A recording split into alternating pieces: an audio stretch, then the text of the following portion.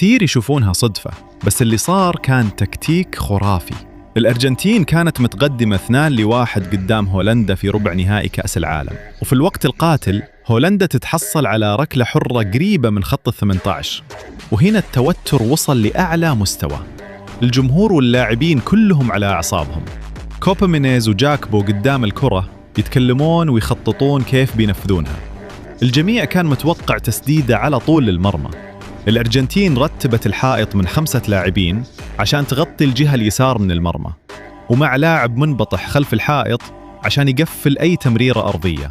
لكن المفاجأة إن هولندا سوت حائط صد ثاني بطريقة ذكية عشان تشوش رؤية الحارس وتلخبط الدفاع.